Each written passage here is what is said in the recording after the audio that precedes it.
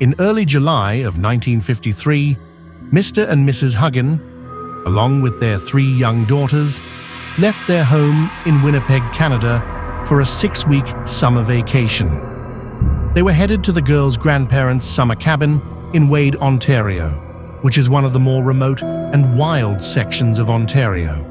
Their cabin was right in the middle of this huge swampy forest, and they were not too far from one of the biggest lakes in Ontario called Fox Lake. The family arrived late on July 4th, so they didn't do anything when they arrived. They just hung out at the cabin, and then early the next day, all the adults decided they wanted to take the girls to Fox Lake for the day. So they began gathering all the supplies they would need while the 3 girls played outside the cabin. Now there's no neighbors or anybody else anywhere near this cabin, and so it was totally normal to have the girls just play outside. They were not concerned about, them getting taken or something, and so the 2 older girls played in the front yard of the cabin, and Geraldine, the 5-year-old, was playing on the side of the cabin. So the 2 girls in front couldn't see Geraldine and the adults. They were keeping their eye on all 3 girls, but they were mostly just kind of going in and out of the cabin, getting their stuff together, periodically poking their head out. But the girls were fine. At 10 a.m. that morning, the parents had finally packed up the car, and they were ready to collect the girls to head over to the lake. And so they went outside, they got the 2 girls that were out front, and they went to the side of the house, and they couldn't find Geraldine. Now, they weren't worried, because where could she have gone? And so they walked around the house, they're yelling for Geraldine, and they asked the 2 girls, have you seen Geraldine? Where'd she go? And they're like, oh, we don't know. She was just over on the side of the house a minute ago. And so they can't find her outside. And so they go in the cabin thinking she must have gone in there because that's the only place she could be. But after thoroughly looking through the cabin and not finding her, they started to get a little bit more worried. At this point, the adults start talking to each other, and they're saying, did anybody see Geraldine in the past couple of minutes? Anybody seen her? And they all said, yeah, I poked my head out the window and I saw her within the past 10 minutes, right on the side of the cabin. And so they all agreed within the past 10 minutes they had seen her right outside the cabin. So they're alarmed they can't find her, but they're thinking we're gonna find her. So they go back outside and they're looking around and they're yelling for her. Now this is such a remote section of Ontario that there's really no noise pollution and sound travels really, really well. And so when they were yelling her name, it was booming through the woods. And even if Geraldine had, sprinted for 10 minutes away from the cabin, she still easily would have been within earshot. And all she had to do was just, yell back and they would see her. But she didn't yell back and there was no sign of her anywhere. And so at this point, the family is panicking, and so they call the police. The police show up, and they're looking around, thinking we're not going to be able to search this very effectively on our own. This is a huge, wild, remote section of Canada. And so they called in some professional trackers that were familiar with this area to come in and help them with their search. They also called the army in Winnipeg to send over some people to assist as well. But as soon as the search started, the skies opened up and dumped rain all over the entire area, basically washing away any footprints that they could have used to potentially find her. As the day wore on and the sun was starting to set, and there was still no sign of Geraldine, her father said something to the searchers that was intended to help them find his daughter, but it was just this incredibly heartbreaking comment. And what he told them was his daughter was afraid of the dark, and that once it got dark out in the woods here, she's just gonna sit down and cry. And so that will stop her from moving farther away from us, hopefully, and we should be able to find her. But they didn't. And for 3 days, they looked everywhere for her, and there was no trace of her.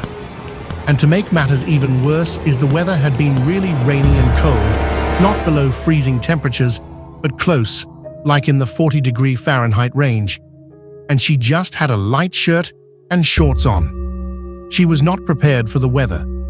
On the evening of the third day, they found footprints that they believed to be Geraldine's high up on this ledge and some moss overlooking Fox Lake. And the footprints indicated that this child, which was probably Geraldine, was looking out over the lake and then turned around and walked away from the ledge, down into the swamp where her footprints dissipate.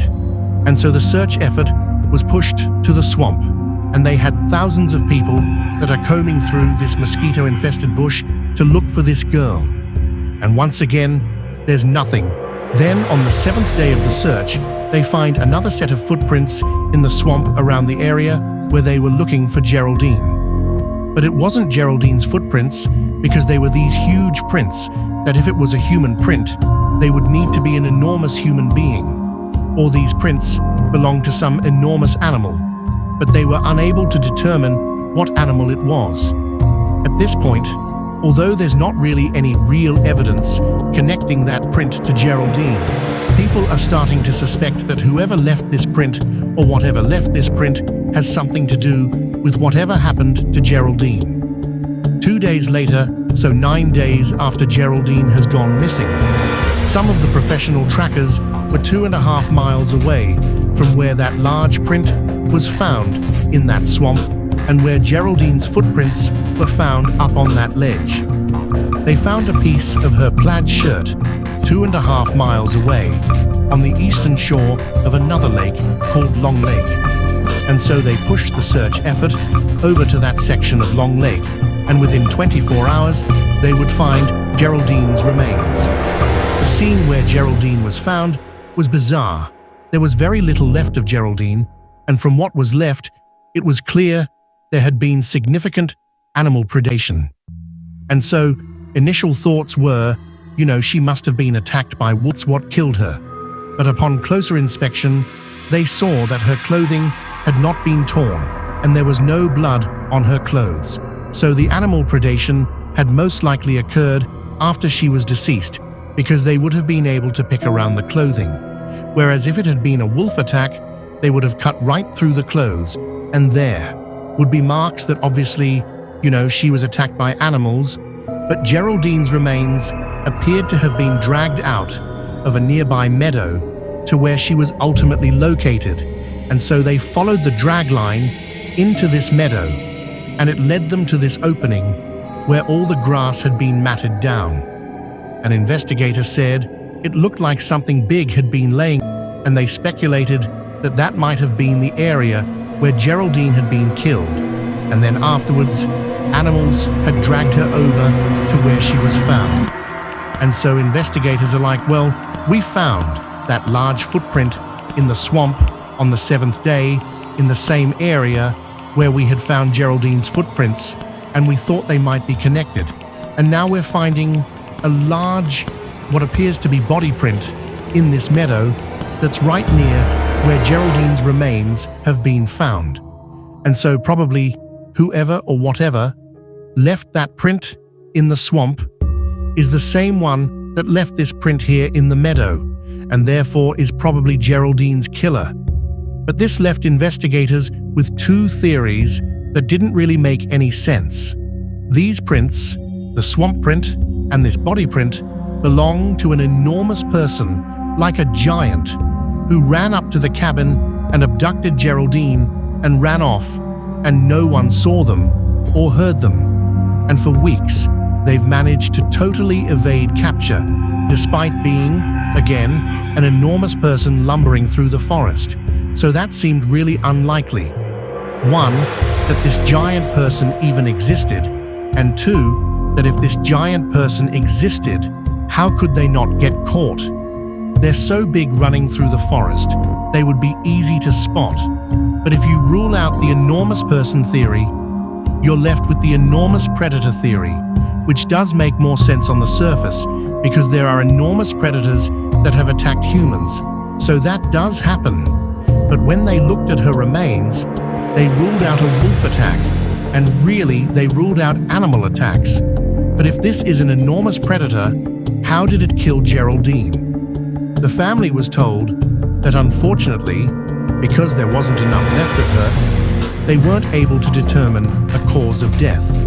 And so their best guess is she was probably mauled by wild animals, but they would even level with the family and say, honestly, we don't know what did this. Did